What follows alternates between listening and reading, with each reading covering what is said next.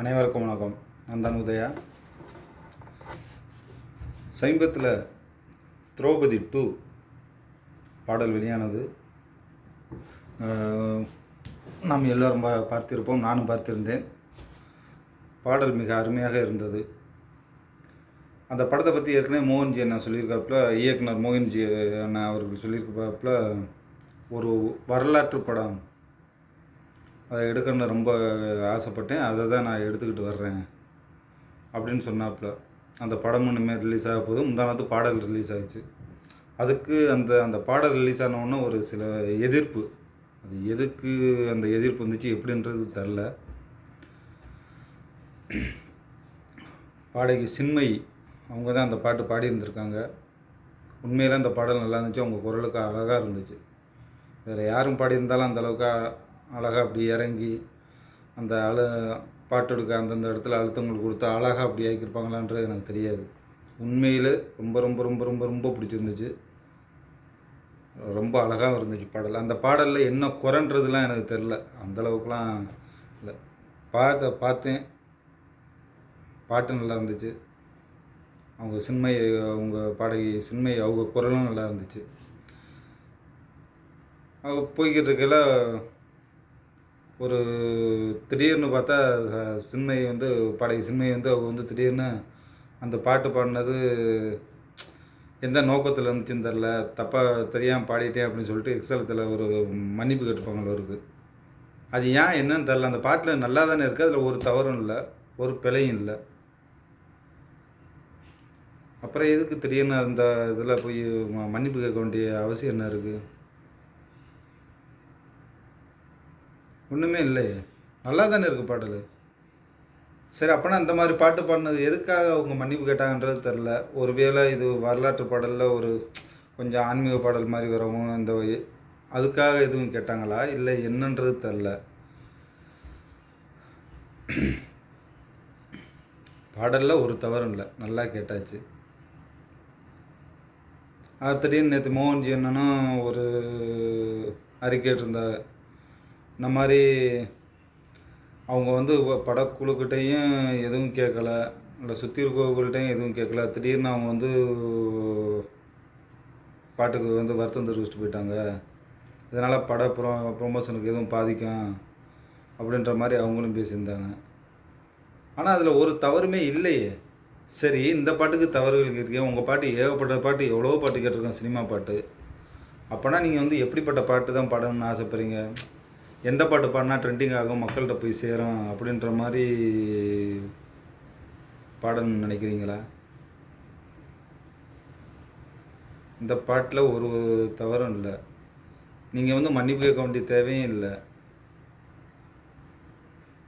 இல்லை, ஏதாவது தவறாக சர்ச்சையாக இருந்திருந்தால் சரின்னு சொல்லலாம். ஆனால் இதில் அப்படி ஒன்றுமே இல்லையே. பாட்டு நல்லா தானே இருக்குது. அனைவரும் இப்போ எங்கே பார்த்தாலும் யூடியூப்பில் அந்த பாட்டு தானே வந்துக்கிட்டு இருக்கு.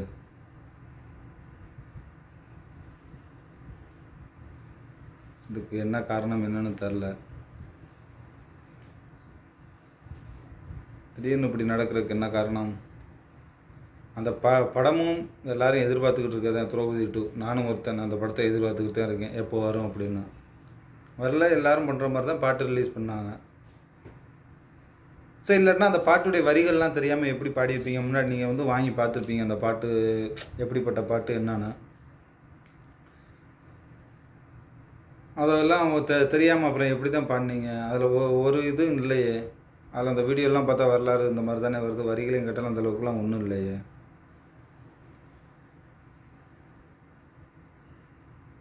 சரி, பாவம், உங்களுக்கு ஏதாவது பிரச்சனைகள் நடந்திருக்கலாம் அந்த பாட்டு கேட்டு. இல்லை, உங்களுக்கு மன ரீதியாக அந்த பாட்டு பிடிக்காம கூட போயிருந்துருக்கலாம். அந்த பாட்டு படிக்கையில் ஒன்றும் தெரியாமல் இருந்தால் நீங்கள் இந்த இசையமைப்பாளர் ஜிப்ரான் அவங்களுக்காக தான் நீங்கள் பாடணும்னு வேறு சொல்லியிருக்கீங்க, 20 வருட நண்பர் அப்படின்னு. ஒருவேளை அந்த பழக்கவழக்கத்தில் அப்படி எதுவும் படிக்கலாம். சரி, ஓகே, நடந்துருச்சு. இனிமேல் இப்படி எந்த பாடலும் பாடிட்டு நீங்கள் எந்த ஒரு பாட்டு பாடினாலும் நம்ம பாட்டும் நல்லபடியாக ஹிட் ஆகணும் அப்படின்னு சொல்லிட்டு தானே போய் பாடுவீங்க. ஒரு மன ரீதியாக நல்லபடியாக எல்லா பாட்டுக்கும் எப்படி ஒரு முக்கியத்துவமாக கொடுத்து பாடுவீங்களோ அதே மாதிரி தானே நீங்களும் ஒரு முக்கியத்துவம் கொடுத்து பாடுவீங்க. இந்த பாட்டம் பாடுறதுக்கு எவ்வளோ மெனக்கட்டிருப்பீங்க. உண்மையில் பாட்டு அவ்வளோ அவ்வளோ அவ்வளோ அழகாக இருந்துச்சு. உங்கள் குரல் சொல்லவே வேணாம். உங்கள் குரல் அக்கா ஸ்ரேயா கோஷலுக்கு அடுத்து நீங்கள் வந்து ரொம்ப நல்லா பாடுவீங்க. அவங்களுக்கு அடுத்து நல்லா உங்களுக்கு ஈக்குவலாகவே நல்லா பாடுவீங்க. அந்தளவுக்கு இது ஒன்று உங்களை ரொம்ப பிடிக்கும் ஒரு பாடகியாக. நீங்கள் அதே மாதிரி தானே இந்த பாட்டும் கொஞ்சம் நல்லா மெனக்கெடுத்து நல்லா நம்ம வாய்ஸ் எல்லாருக்கும் கேட்கணும், தெரியணும், பாடலும் நல்லா கொஞ்சம் அழுத்தம் திருத்தமாக நல்லா மக்கள் மனசில் போய் இடம் பிடிக்கணும்னு சொல்லிட்டு தானே நீங்கள் பாடியிருப்பீங்க. ரசித்து ரசித்து பாடின பாட்டு நீங்களும் இதை பாடியிருப்பீங்க. அப்புறம் ஏன் திடீர்னு இந்த மாதிரி ஆச்சு? சரி, எல்லாருக்கும் ஒரே மாதிரி இருக்காதுல்ல. ஒருத்தவங்களுக்கு பிடிக்கும், ஒருத்தவங்களுக்கு பிடிக்காது. திடீர்னு நம்ம நண்பர்களுக்கு பூரா அவனோட போய் பாடியிருக்கலாம். சரி, நடந்தது நடந்துருச்சு இந்த படத்துக்கு. ஆனால் இப்போ நீங்கள் சொன்னதுனால வேறு படத்துக்கு எதுவும் பிரச்சனை வருமா என்னன்ற மாதிரிலாம் அண்ணன் மோகன்ஜி பேசுகிறாங்க. பிரச்சனை இல்லை, இந்த ப்ரொமோட் பண்ண முடியாது, கொஞ்சம் இதாகும் அப்படின்னு.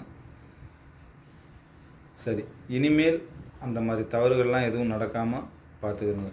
வேறு நீங்கள் போய் எந்த படத்துக்கு நீங்கள் வந்து பாட்டு பாட போகிறா இருந்தாலும் முன்னாடியே வாங்கி பாருங்கள் அந்த பாட்டுடைய வரிகளை. அதில் ஏதாவது தவறுகள் இருக்கா, இதை பாடினா நமக்கு எதுவும் பிரச்சனை ஆகுமா இல்லை என்னங்கிறதெல்லாம் வாங்கி பார்த்துக்கிறோங்க. வாங்கி பார்த்துக்கிட்டு அதுக்கப்புறம் பாடுங்க. ஏன்னா எல்லா படமுமே இங்கே வந்து நம்ம தமிழ் சினிமாவில் வந்து வெற்றி பெறணும்னு தான் எடுப்பாங்க. ஆனால் அதுக்கு வந்து பாட்டும் முக்கியம், இசையும் முக்கியம், வரிகளும் முக்கியம், கதை எல்லாமே அதில் முக்கியமாக இருக்கணும். முக்கியமாக இருந்தால் மக்கள் நல்லபடியாக விரும்புவாங்க.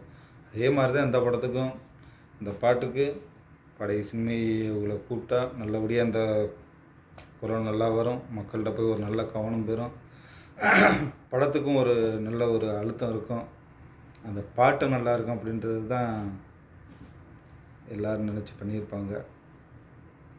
உங்களையும் அப்படி தான் கண்டிப்பாக கூப்பிட்ருப்பாங்க அந்த பாட்டுக்கு அவங்க தான் பாடணும் அப்படின்னா. திடீர்னு நீங்கள் வந்து இப்படி மன்னிப்பு கேட்டீங்க. சரி, அது உங்களுடைய பிரச்சனை. இது வந்து என்னுடைய ஒரு தாழ்வான ஒரு வேண்டுகோள்.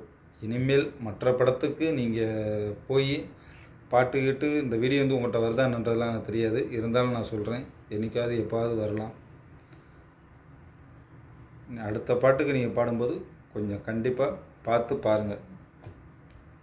அந்த வரிகள் எல்லாத்தையும் பார்த்து பாடுங்க. பாடிட்டா அதுக்கப்புறம் பின்வாங்காதீங்க. எந்த பாட்டுங்களா எந்த பாட்டுக்குமே சொல்கிறேன்.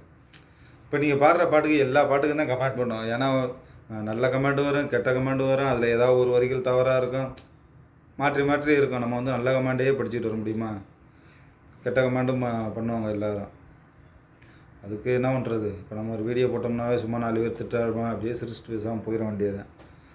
இனிமேல் இந்த மாதிரி தவறுகள் நடக்காமல் அடுத்த படத்துக்கு நீங்கள் நல்லபடியாக பாடுங்க. இன்னும் உங்கள் பாடலை கேட்க ஆசையாக இருக்கும் உங்கள் குரலில். ஆனால் அடுத்தும் இந்த மாதிரி தவறுகள் நடக்காமல் நீங்கள் கண்டிப்பாக பார்த்துக்கணுங்கிற என்னுடைய தாழ்வான வேண்டுகோள். நன்றி, வணக்கம்.